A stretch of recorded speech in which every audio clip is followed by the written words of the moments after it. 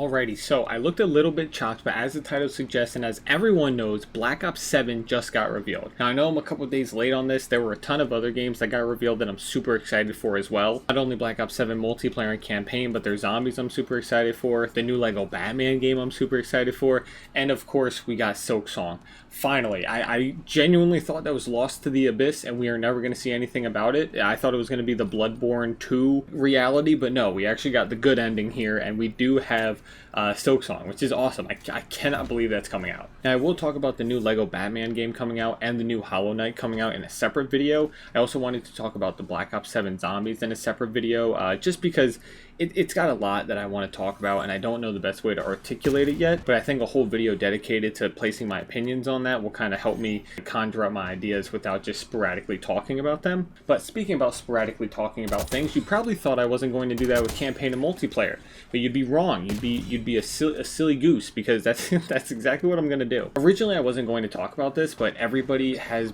just had some crazy takes over on Twitter recently, which is a pandemic we kind of already knew was going to happen on Twitter. Is you either got to love something with all of your heart and defend it, or you have to hate on something and tear it down and ruin it just because it's not the thing that you love, which we're seeing that right now with the whole Battlefield Call of Duty thing and just Call of Duty in general. But as the title suggests, I am super excited for Black Ops 7. I know, you know, the whole COD cycle thing comes around and all that, but I wanted to kind of get on here and defend my opinion a little bit as to why I'm excited for Black Ops 7 without obviously just falling over into its arms. Like, I do have constructive criticism so far for what they've shown and what they've confirmed, but I am optimistic for the game, and I think that that's a really good view to have. I think that's how everyone should go about looking into anything, whether it's zombies, whether it's Call of Duty, whether it's a new game, whether it's an old game, whether it's anything. Like, I think that that's how people should kind of go into these things and acknowledge that some things can't change because of higher ups and there is a compromise that needs to be met. And some of those compromises aren't met, but I think that they actually came to a lot of good compromises with this Call of Duty, and I'm excited. So getting into campaign, this was probably what I was most excited for in this Call of Duty. I talked about it in my last Black Ops 6 video where I talked about losing my umph for Call of Duty pretty deep into the cycle, but it's been getting like shorter and shorter every time. But the campaign is something that I harped on specifically from Treyarch and Raven. That is like my favorite part about Call of Duty. These Treyarch titles, and I say Treyarch and Raven titles because they do kind of go hand in hand, have my favorite campaigns. That psychological thriller, that horror aspect loosely tied into there with this psychological warfare element is something that I've always loved throughout the entire Black Ops series. I even think some of that horror was obviously laced into World at War, which it expands the whole series, and I love that side of these campaigns. And it seems like this one is no different. We get some new like canon twist, maybe some new like head scratchers in the storyline. I feel like I'm Sherlock Holmes right now with my giant magnifying glass peering into like possible story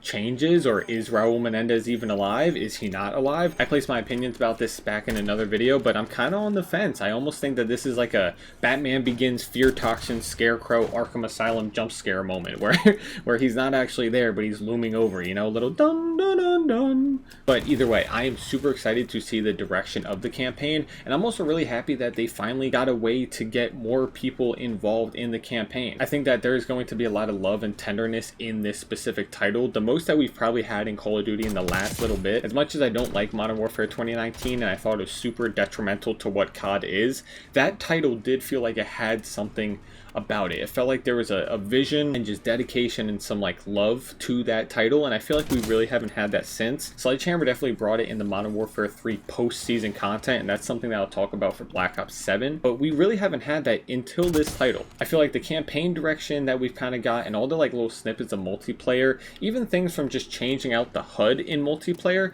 shows a little more like dedication to what they want to make and a new vision and not just a new flavor on an old game, if that makes sense. But either way, I love campaign. I love that they went into the whole co-op idea. That was something that was really prevalent for a lot of friends because they would come over, play the co-op campaign together, and in this case you're just going to be able to play with your friends online. And I have IRL friends that have already said like, dude, I can't wait to play this with like some of my other friends, and I think that is an amazing addition to the campaign. I don't know how I feel about some of the larger levels, especially that large ending that they they had that's almost like a sandbox mode. But honestly, anything that gives people some more creative freedom, just exercises elements that are in the game, why not, man? It's not harming anybody. I think that's awesome, and I hope that people have fun with it. I just hope that those larger scale things and those larger scale levels don't detract from the dramatic sequences or the importance of the storytelling in the level that we've seen throughout the entirety of COD campaigns. A lot of the story and emotion and feeling is driven through those levels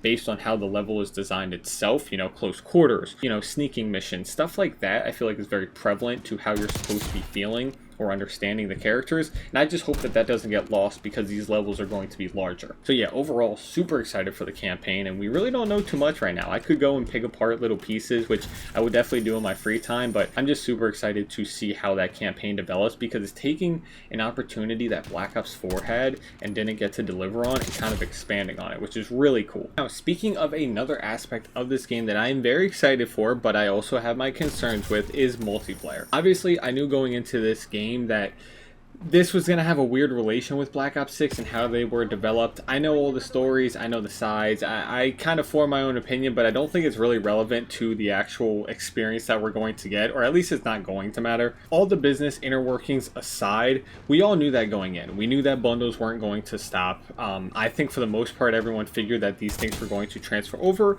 and I knew that a lot of people had this idea that Activision is still deeply ingrained in the process, and some of the things that we want removed or hope that get removed just simply can't. I'm not ignorant to that. I'm aware of that, and I think once you become aware of that and not accepting of the business practice but come to expect it and still critique it, I think then you can kind of go into these things and enjoy them, and that's exactly what I did. Now, I do still have a few gripes with the multiplayer stuff, and I'll talk about that towards the end of the video when I try to wrap it up, but I will talk about some of the things that I like. As I mentioned with the campaign, and as I've mentioned since Modern Warfare 2019, again, I didn't like 2019. It looks like I'm going to like this game, but there's some passion behind it. There's some soul. There's a drive and an image that they wanted to create, and I feel like they've really nailed it. I think that near future setting is something that Treyarch does perfectly. We saw it with Black Ops 2. Now that's obviously the past, and we're looking forward for the next 10 years, and they just feel like they're in their element, and I love it. I mentioned that the campaign capitalizes on an aspect of Black Ops 4 that Black Ops 4 didn't have the chance to,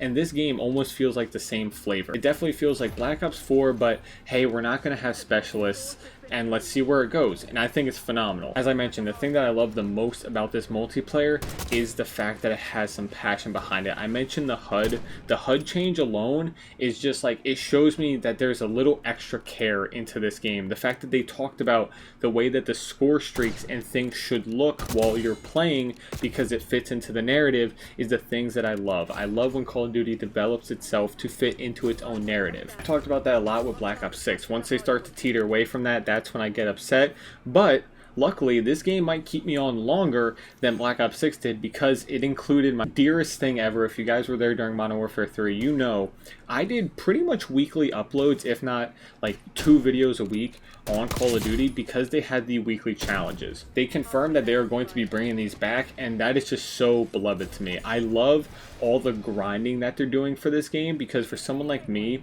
who can't exceed to a certain skill set past skill base, like I get capped at my skill base. I'll say it. I'm not the greatest gamer of all time, you know, despite what you guys think. I'm just, you know, sometimes I'm not that good, and so my skill base sometimes wrecks me. But what's nice about that is there is a grind to complement it, and I don't think I'll ever get tired of that grind. We'll have to see, but all things between the theme, the grind, and just the passion behind the game lead me down a very like rewarding and like a very fun casual path, I think. Now, another aspect of Call of Duty that I love is the competitive side, and that is always all over the place. I won't even begin to talk about my disagreements with things like GAs, pros setting the tone for the competitive nature, even in like game battle matches and stuff like that. But I really hope that the pros and the competitive scene have some fun with this game. I tweeted it out. This game looks fun. Please just have some fun. It's not that deep. Things like active camo coming back and snipers and wall jumps. If you're going to leave the wall jumps in,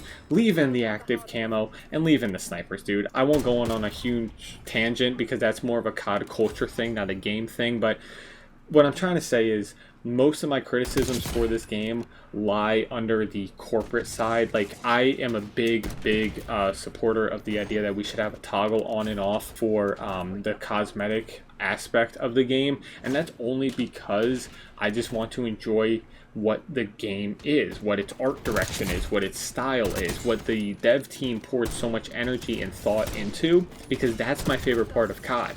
I've mentioned that in my Black Ops 6 video, but when the game builds its world and you play in that world, that's what I like. Now, I know multiplayer is always going to disband from that world a little bit, but I just love appreciating what dev teams have created, so I want to sit in there. And I know technically they've created the bundles and all those things as well, but I just want to experience the narrative of the campaign, transcend it into multiplayer, and then enjoy a good multiplayer experience. And I know that that's nitpicky, but I think that that's why that option of turning on operators is like the best thing, and I hope they introduce that. I think they've actually found pretty good middle grounds for a lot of these things, like making tac sprint a perk. You know, you can throw it on if you want, but you're sacrificing this. Same thing with the ADS while sliding and wall jumping. It's a perk where you can have it, but you got to sacrifice this. That counterbalance thing when it came to attachments versus perks and like all the early stuff in the Pick 10 system, which I won't even get into all the drama with the Pick 10 system right now and some of the dev quotes and apparent, you know, conversation about that.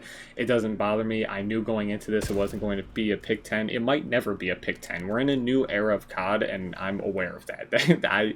I've already put that on the back burner, and I still enjoy the new era. It's just two separate ones, and that's all it is. But either way, with all that said, I'm super excited for multiplayer and campaign this year. I'll have more thoughts as some things come out, and I might make a follow-up video, but for now I'm going to look to kind of get my thoughts together on the new Zombies experience, or new Zombies experience coming out.